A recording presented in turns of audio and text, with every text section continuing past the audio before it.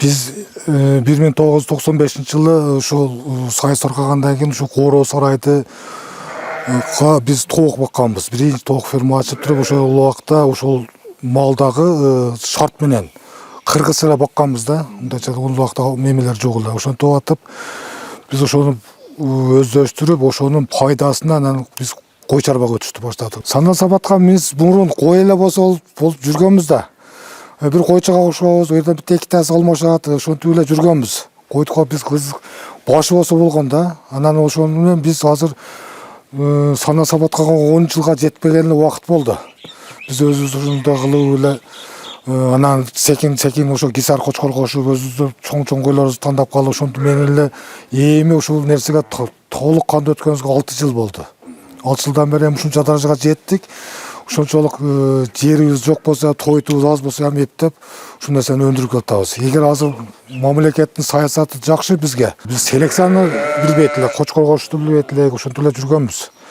Анан секин анан ошентип биз ушул биринчи гисардан баштаганбыз. Ошол гисар менен секин ушул селекция кылып атып, анан ошол өзүбүздүн жамаатыбыз бар. Ош обласы, Баткен обласы, Жалал Абад обласы менен биригип, бирдикте биз ушул ала топ парадасын чыгардык. Азыр толук кандуу болбосо ham толук ала топ парадага өттүк. Азыр дагы биз Сандан Сабатка дагы өтүп атабыз. Сайыздын убагында мен ошол жерде малдуулуктан баштап фермага чейин иштегем да. Ошол менен биз ошо чарбага ошол менен ветадис акыркы сайыздын зоотехнигимин өзү. Биринчи дипломум зоотехникпиз, анан ветеринарбыз. Ошол азыр бизге эч бардык шартыбызды өзүбүз билебиз. Только ошо жетишпегенибиз ушул тойт менен эле ошо Коро сайыз жетишкен болсо биз дагы өнүгүп кетебиз. Буну менен эле калып кетпейбиз. Ала тоонун артыкчылыгы биринчиден булар жер шартына баардыгына адаптация болуп бүткөн. Бардык жерде жайлууларда, ысыкта, суулукта бардык жерде жүрө берет, тоо таштарда жүрө берет. Бизде жайыт аз болгондо байланыштуу биз алыс алыстарга барабыз. Көп жерге айдап барабыз, көп жерге жүктөп барабыз. Анан булар бардык тойттарга ылайыкташтырылган. Анан булардын көпчүлүгү өздөрү жүн түшөт. Унан да алып өздөрү жүн түшөт. Биз жүн почти бир 20% жүн алабыз. Калгандары өздөрү түшөт. Анан козулардын өздөрү карап кетет. Өтө эле кыйынчылык болбойт. Ошодон артыкчылыгы ошодон. Анан булардын азыр мисалы азыр жерде 5-10 күндө туа тургандарды бөлүп койгонбуз. Азыр мына жайытта субайлар менен алыс туа тургандарды айдап бергенбиз. Алатону гисарды биз биздин өзү жергиликтүү койлорго гисар коюп атып, селекция кылып атып, анан алатого өттүк да. Мендегенде гисар чагыраак болот, алато жоонураак болот. Анан кийин жашоо шартыбызга бизге ушулар ылайыкташтырылган. Булар азыр мына 6 тиш. Мында жатканда азыр экинчисин туйт. Мына бир 10-15 күндө туйт ушулар. 10 күнгө жетпей эле туйт. 80 килодан 120га чейин чыкты. Азыр эми биз раза арыктаган убагы азыр 80 килонун нары берсе эле. Биз эми базарга барып сатпайбыз. Бизге азыр ушул төлүбүзгө карап эле элдер ушул биздин койлорду көбөйтүшкө ошону көбүрөөк алышат. Азыртан эле заказыбыз бар, туулган козуга эле. Мисалы былтыркы төлдөн 50 таны бир эле адам алды. Мындай азыр мына азыр төл башланган 3 күн болду. Бардык койлор сыйождо, өзүбүздүн доктурубуз бар. Доктурлар келип ушул баарын жазат. Биз ушул төл убакта баарын жазабыз, эркек ургасын аралаштыргандан кийин биринчи мына койду жазабыз. Анан койдун качырган кочкорду жазабыз, анан ошондо түшкөн козун жазабыз. Коз туулганда эле таразага тартып киласын жазабыз дагы, анан бирка басылат. Азыр сууктугуна байланыштуу азыр 3 күн болду.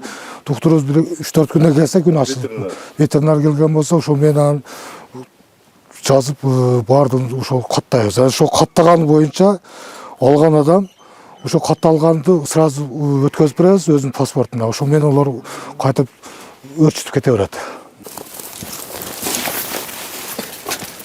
Бизде төл башталды. Бүгүн 3-күн. Февралдын 2-синен башталды. Азыр мына бүгүн азыркы туулган козу, мына куруп мем болуп калды. Азыр мына ургачы тууду. Булардын жакшы жактары өздөрү туулуп эле өздөрү эмип кете берет. Мындай кароо мындай жатканда радиокага коюп, оягын карап, буягын карап доет. Өздөрү эле басып кете берет. Мисалы, мен жерде туулду, ушул жерде туруп басып кете берет да. Мисалы азыр биз талада ямына туйт эле, аны алып калдык. Субайлар кеткен. Талада эле кардын үстүнө туурса, кайтып эле эмип кете берет. Ушу жакшактар ушунусу жакшы. Бая көрсөткөн козу бая туулган эле. Бул кечеги. Менен тирүү салмак биз тартканда 6 кг эле, бүгүн азыр 9 кг. Бир күндө эле ушунчалык вес берип атат да. Ошондой анан булактары жакшы, анан ургачы. Biz azı urgaçıga, көбөйткөнгө ургач туулганга biz сүйүнүп калдык. Мурун эркек туулганда сүйүнөт элек сатабыз деп. Азыр ургачыга сүйүнүп калдык. Мен дегенде ушул биздин Алатоону көбөйткөнгө ушул ургачылар жакшы мем болот. Бул 2 күндүк, бүгүн 2-чи күн. Азыр менде дагы 3-чү күндүк бар. Орусургонун ошо ветеринарыбыз убагында азыр мисалы мынал төлөп бүткөндөн акыркы козу 20 күндүк болгондо баштайбыз. Ошондо ветеринар өздөрүнүн планы менен баардык чаларды көрөт.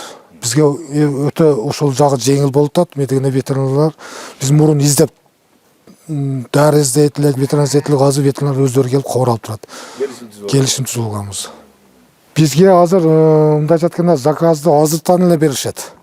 Анан биз ушул август айында эркек козуларды июнда бөлсөк, ошол убакта ургачыларды ошондо алышат. Азыр тандашып коюшуп, келишим түзүп коет дагы, ошол убакта алып кетип калат.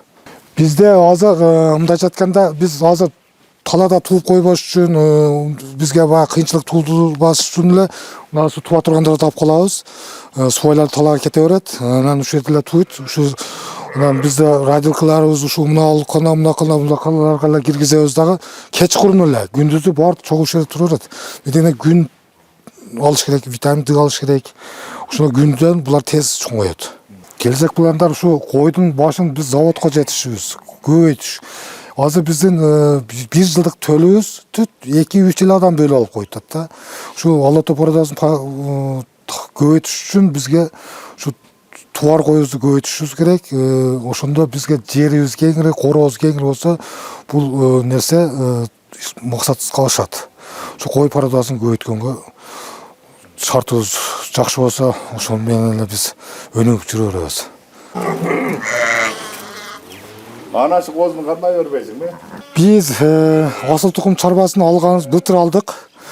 Былтыр биз ошо жерлер бөлүнгөндөн кийин алганбыз. Азыркы убакта эми быйыл Кудай калса жер берсе, тойту өзүбүз өндүрүп, өзүбүз жедирсек өтө арзан түшөт.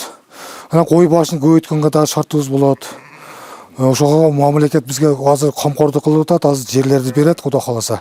Анан өзүбүздөн тоют менен жем өзүбүздөн чыкса, чөп өзүбүздөн чыккан болсо, койдун багуу жагы дагы арзан түшөт. Бизде азыр биздин оокат райондо эле 35 табыз.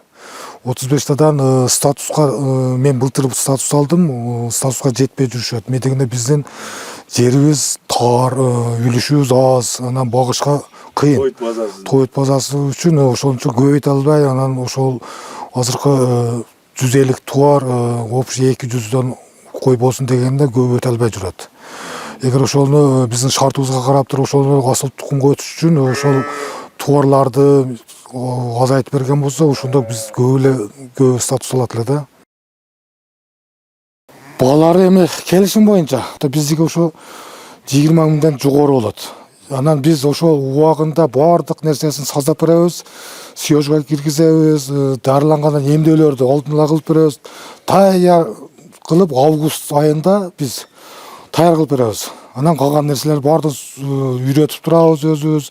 Баардык нерселерин жол жобосун үйрөтүп турабыз. Ошондо ошо кой чарбанын толук кандуу өндүрүп кетишине биз көмөктөшүп беребиз. Ол көмөктөшүп бергенибиз жөн эле өзүбүз жардам кылабыз. Ошол